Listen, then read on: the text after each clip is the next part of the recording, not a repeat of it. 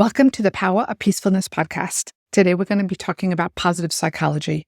Now, when we talk about being positive, it's not just about taking our negative emotions, maybe self-limiting beliefs, whatever we feel negative, and sweeping them under the rug and just trying to be positive. That's not going to work, and we'll speak about why that is in this podcast. Today, we have a guest who's an expert in positive psychology. Her name is Michelle Falzon. You'll hear her story and how she got into positive psychology and the difference that she's making in other people's lives. One of the things that we do mention is journaling. I do have a new book that's out. It's journal prompts. It's a list of over 570 journal prompts so that you can get started today. I gear this for mental health. So if you feel like you're struggling, not yourself, start journaling, whether it's my book, someone else's book, or just taking a notepad. Taking a pen and getting your thoughts down on paper. It makes a tremendous difference. Now, if you like this podcast, do me a favor, give it a thumbs up and share it with someone. Let's get started. Hey, everybody. Today, we're going to be talking to Michelle Falzon. She is an organizational positive psychology coach. We're all about the power of peacefulness here on this podcast. And so many issues with work come up in our questions and us as individuals with stress. So Michelle, thank you for being here today. Tell me about positive psychology for those that are listening out there, what it is, and then I want to hear your story. How did you get into it? Sharon, it's such a beautiful space to be in. And in essence, the briefest description that I can offer your listeners is that positive psychology really is the focus on human flourishing, and it incorporates the science of happiness, which, interestingly enough, when people often hear that response itself, they kind of become a little bit flippant and almost shy away from it because it becomes like it's too good to be true. So, the science of happiness really is about finding that foundational essence of happiness that we all carry within us that brings our spark alive and lights our soul. So this space of integrating positive psychology into this research really supports people hone into the true essence of their authentic self. How did you get into positive psychology? It's a bit of a long story, but in a nutshell, it came from an unexpected, unforeseeable tragedy in my life almost 12 years ago that completely changed the trajectory of where I was going and who I was as a person. So that unforeseen exposure to loss and grief gave me the opportunity to, and I say this with gratitude and the utmost sincerity now, but it gave me the opportunity to rebirth and to become the authentic version of myself that I am today, that I think has always existed, but I've always kept in the shadows because conforming to the expectations of society, I guess, was what I was just used to. So I now live a life that is on the path to the truest version of my highest self. So it was a journey that was very long, but very organic in the process. And I embarked on my Masters of Applied Positive Psychology and Coaching Psychology with the University of East London back in 2020. So it was a wonderful step forward into this space of new learning and growth. Michelle, you had mentioned some trauma. Could you talk a little about that if you feel comfortable? Yeah, absolutely. My trauma was brought on essentially through a prolonged exposure to stress in the workplace. I was 7 years into a high school teaching career, and I loved that space. I entered into education as a young, fresh-faced 24-year-old and thought that was the journey that was going to take me well and truly into my happy retirement years. But 7 years into it, I was faced with quite a challenging cohort of students in a subject, and I suppose jumping forward a little bit, 6 months into having them as a class, I was then at that time approximately 15 weeks pregnant. And I faced, I guess, a nervous breakdown in that class. And it caused me to get really sick.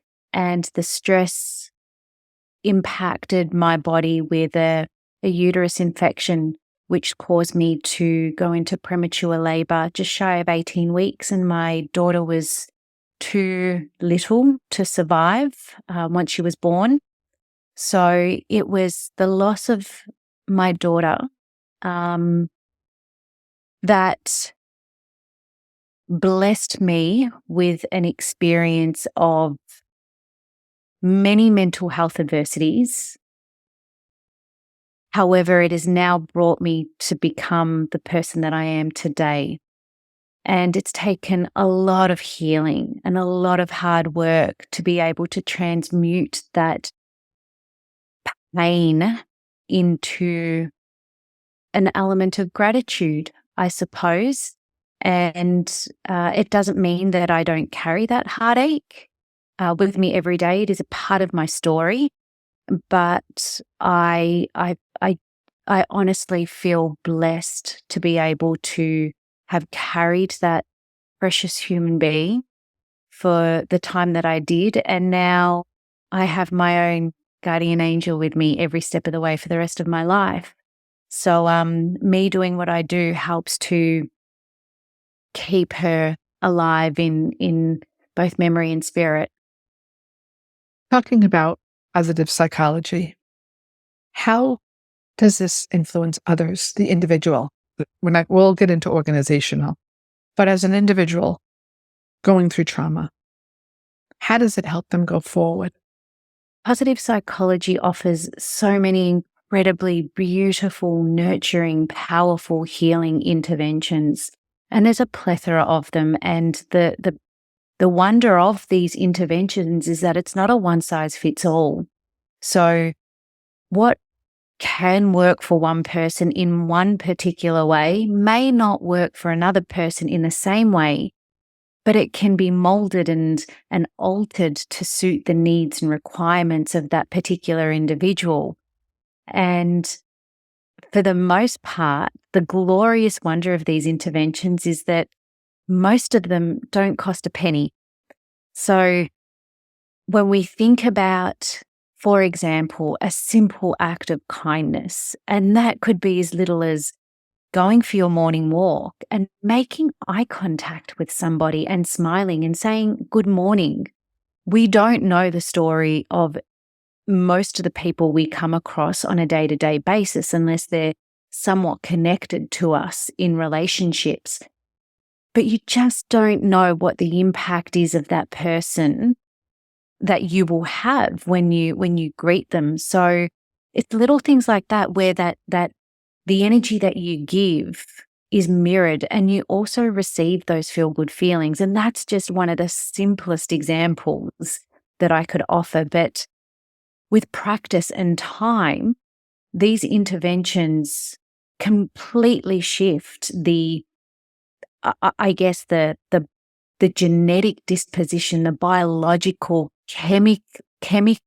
chemistry disposition within us, so that no longer are we sitting in a state of fight and flight or that stress response, but we also have the ability to then find that general organic space of peace and calm and relaxation. And our body heals in that state. Can you give us a couple of examples? You mentioned saying hello to someone on the street.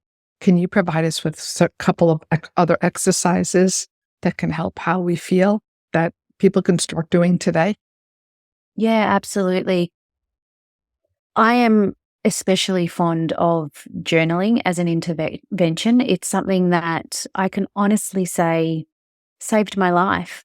After my trauma, it impacted me in a way that made me become partially mute. I kind of lost the ability to communicate because I disconnected with the true essence of myself and what I was feeling at the time, and I didn't know how to articulate that. And so I began journaling, and it wasn't prolific or profound in any way. It was literally just a mind dump of whatever I was thinking, feeling at that particular time. And bit by bit, that word dump became dot points, and then it became sentences, and then those sentences formed a paragraph, and so on and so forth. So it taught me to speak again. And not only did it teach me to speak again, but it enhanced my ability to think clearer, to speak with a lot more clarity, to become a lot more articulated.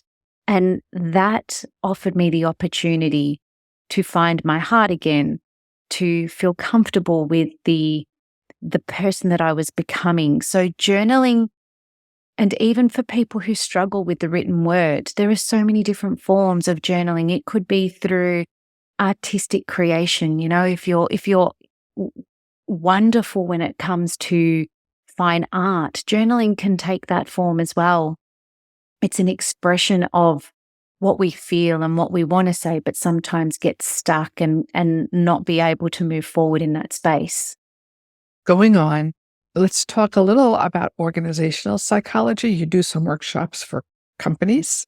How did you get into that, and why? I always love to hear the why. So do most of our listeners. Yeah, I guess, look, at the end of the day, coming from a background of education, I love teaching people.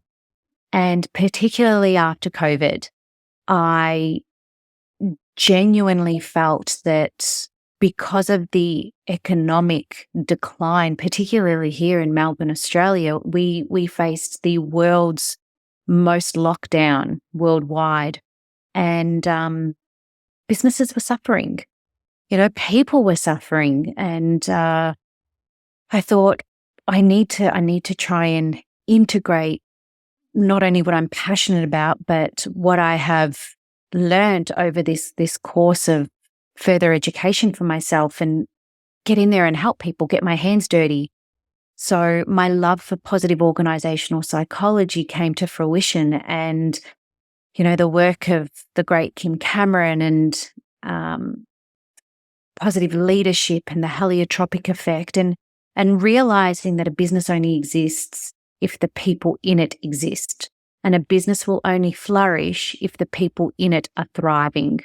And this is where I developed a framework with a colleague of mine, and through a body of research, we have created a framework that incorporates not just the five sub factors of the post-traumatic growth survey. We've incorporated it with the 5 areas of positive organizational psychology. So we've taken these 2 areas of science and morphed it into one, so people have this tangible framework to integrate into their workplaces. And as we continue to gain exposure in this space and people are reaching out to have it integrated into their spaces, the cultural shifts are quite phenomenal, and people genuinely are thriving. Tell us about the 5 subtypes.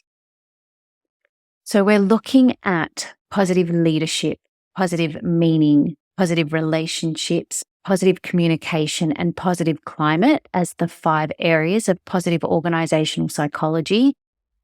And it's interesting, and I say this with respect, but don't be fooled, because it's not just organizations that those 5 areas are pertinent to. The realities is that when you look at those areas uniquely and individually, they're all a part of life. That's where we all exist. So not only are you focusing on your workplace, but there's this marriage and correlation quite strong to your personal space as well. And that is where people really start to become quite aware and excited of the fact that I'm sort of able to kill 2 birds with 1 stone here, and I'm thriving everywhere I go. So it's really cool. Michelle, when I think of positive psychology, and perhaps some of the listeners out there, I worry that I know there's been research to go along with this. We hear about, well, just be positive. but that's not actually like holding space for our negative feelings and feeling those negative feelings. In some ways, I'd like to talk about like avoidance, like how some people, oh, just be positive and avoid those negative feelings, and how that's actually not good for us. And that's not what we're talking about here when we're talking about positive psychology. No, absolutely. There's no good sweeping everything under the rug, because eventually the pile's going to become far too large, and that flattened rug's going to become a mountain. So avoiding whatever adversity or challenges you have clearly is not healthy for you or any other party involved in that situation. But what people need to realize is that we all carry this God-given, this universal given toolbox, metaphorically speaking, around with us. We're born with it. And life is our greatest teacher. So whatever we learn from those experiences, the lessons that we're given, we can formulate tools that equipped us at any stage of our life to be able to overcome those adversities or challenges, regardless of whether they are great or small. You know, sometimes we have really large traumatic individual experiences, and sometimes they are collective. But nevertheless, we are all capable of moving forward with these tools in our toolbox to become anti-fragile in the process of transitioning through the adversity, and to become far more resilient at the end of it. And there are some statistics that have recently come out that have shown 93%, I believe, if my memory is serving me correct at this late hour here in Melbourne, but 91 to 93% of us will be exposed to PTSD-induced stress as a result. And there is I think 93% of that cohort of people who have exposure to stress and PTSD within 6 months can overcome that stress. But there is a small portion of people who then therefore tap into post-traumatic growth as well. And that's the really exciting thing, because that's where we begin to actually thrive. So it's interesting. Avoidance will only cause more harm and be more detrimental to an individual. As you progress past that moment, it seems to come back to the surface. Dealing with things is the best way. And if you can't do it on your own, then there's always somebody out there who can assist you in that process. Before we came on, we were speaking about your research. Tell the listeners about your research and what you're looking for, what you're looking to accomplish. So at the moment, with my colleague, Jason, we are exploring the impact self-efficacy and optimism have on post-traumatic growth. And it's quite fascinating because we have it as a two-pronged approach. We have a pathway that is designed to support educators who, and I'm not quite sure if it's the same in the state, Sharon, but definitely here in Melbourne, it is a sad reality that burnout is just running rampant in educators. So we have designed this pathway to help them, and they can engage in understanding what their levels of self-efficacy and optimism and post-traumatic growth are. But then we also have a different pathway, just using different language basically, to help people outside of the education system. And it's interesting when people can identify, statistically speaking, where they're sitting in this research and in this survey process. There's this light bulb moment, and people walk away regardless of the statistical outcome saying, I didn't expect that and I want to be better at it. So it helps people to feel a lot more motivated to be better than what they are so that they can live their life better than what they're living it. I'm going to get into something controversial. In medicine, where there's a high burnout rate, a lot of the private practices are now owned by a corporation, private equity, hospital. So when we talk about resilience, we talk about helping, like you mentioned in the educational space, it would be interesting to compare the two. What about the teacher who feels burnt out, but they see the system, the structure, the educational system not changing at all? Mm. And people who are their bosses, superintendents, the school board, not willing to change. What advice could you offer to the individual who may be going through burnout, but the system itself will not change overnight? The best advice I can give to somebody like that is to be brave enough and courageous enough to speak up. Speak up that you are exhausted. Speak up about needing to, tap out and sit on the bench for a little bit. And don't be scared or shy away from what you can evidently see is not working within the system. And don't be afraid to get creative and think about what changes could be implemented so that the system itself looks different. Because burnt out teachers, they're not doing anybody any good, particularly the students. And everybody's in education because they want to see young people grow up into healthy adults who are striving for their best dreams and hopes. And if you continue to suffer in silence, nothing is going to change. And I know firsthand what that is like. I know firsthand what it's like to keep your mouth shut and just not challenge the status quo. It only exacerbates the burnout on all facets of your existence. And I only began to beat my own burnout when I started to find my own voice. Michelle, I love that. I can say that this holds true for physicians who are listening as well. Mm. It's only until we speak up that changes can be made, because otherwise nobody knows. Well, they may realize that they may know, but they're not going to do anything unless people speak up. Yeah. Our voices are powerful, and we need to feel courageous enough to step into our own so that we can actually have that voice heard. For people who are listening out there, how do they get a hold of you?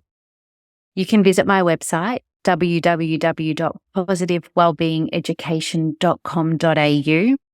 And in that space, you will have access to all of my contact details, my social media pages as well. And that's the best way to reach out and have a conversation with me, make contact. Michelle, it was a pleasure having you. Such an honor. Thank you. Thank you, Sharon. It's a real pleasure being here with you.